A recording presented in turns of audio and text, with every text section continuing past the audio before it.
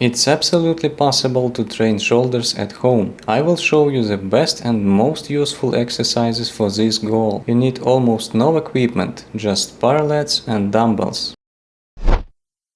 Pike push-ups are a good exercise to develop your shoulders in the early stages of training. Besides the regular position, you can try variations. Feet lifted to involve middle deltoid better, parallettes to increase range of motion and load on your shoulders, and feet lifted on parallettes for the hardest version. Pike push-ups are one of the basic steps to master free handstand push-ups and push-ups on parallettes, helping you build shoulder strength and control. Pike push-ups are also a very good option to warm up before harder advanced exercises. Place your hands wider than your shoulders and keep your feet a bit wider than your hips. Keep your head slightly raised while keeping your back straight and core engaged. Then bend your arms at the elbows to approximately 90 degrees to lower your body and push back up. Repeat the movements.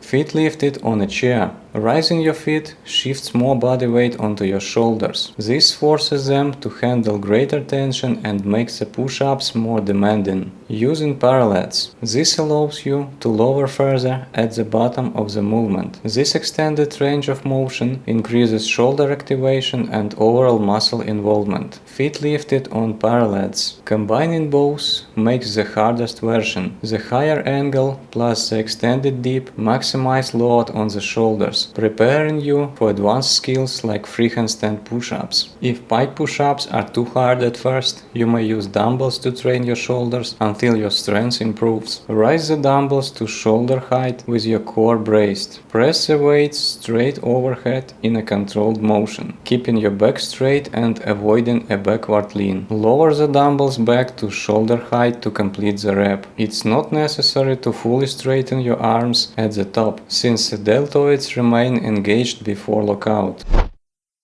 Obviously, push-ups near the wall are harder than pike push-ups, because you hold your body vertical and place more load on the shoulders. Place your hands on the floor, slightly wider than your shoulders. Push off with one leg to reach the wall, using the second leg to control your contact and hold the handstand position. Slowly lower your body by bending your arms at the elbows. Keep your face down, looking at the floor, and aim to go as low as possible before pushing back up. To increase the load, try doing the exercise on parallettes. If pushing up is too difficult, focus on negative exercise. Lower yourself down, place your feet back on the floor, push off with one leg to return to the wall, and repeat. Once you can perform 5-6 negatives, you'll be able to manage at least one full push-up.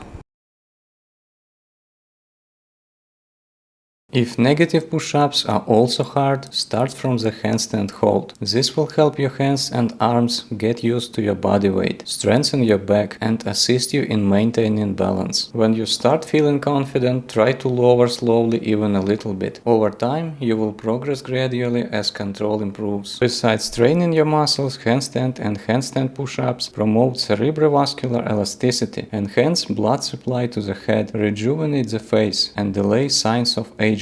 This was concluded in the scientific research.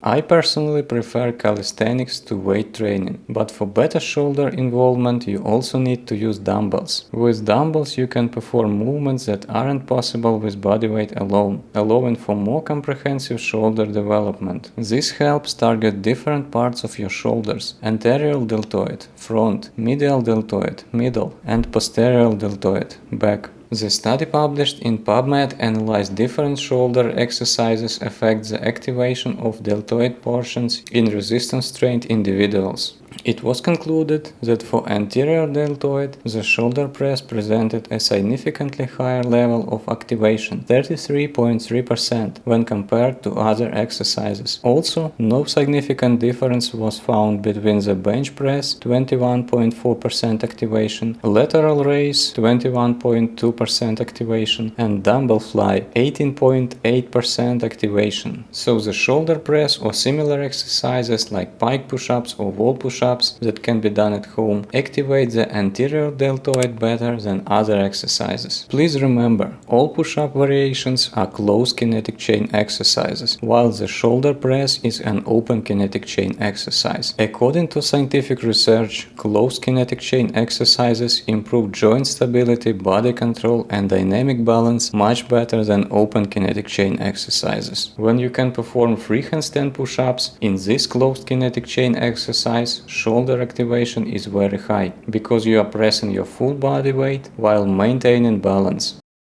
For the medial deltoid, the lateral raise 30.3% activation and shoulder press 27.9% activation presented a significantly higher level of activity than the bench press 5% activation and the dumbbell fly 3.4% activation. The lateral raise has the highest medial deltoid activation. For posterior deltoid, the lateral raise 24% activation presented a significantly higher level of activation when compared to other exercises. As you can see, the lateral raise effectively targets both the medial and posterior deltoids. It's a great follow-up to pressing movements to develop rear and mid-shoulder balance. To perform this exercise, lift your arms out to the sides in a controlled motion until they reach shoulder height, leading with your elbows. Keep your arms slightly bent. Pause briefly at the top, then slowly lower the weight back to the starting position. Keep your torso still and avoid swinging. For more posterior deltoid emphasis, bend your torso slightly forward, keeping your back straight and core engaged. From this position, raise your arms outward in a controlled motion until they reach about shoulder height, making sure your elbows guide the movement. Maintain a slight bend in your arms throughout the exercise. Lower the weight back down under control to return to the starting position. As you can see, minimal equipment is enough for real shoulder gains. Do the exercises mentioned in this video regularly and consistently, and you will see results very soon. If this video was helpful and interesting for you, please press like, share your opinion in the comments and subscribe to my YouTube channel.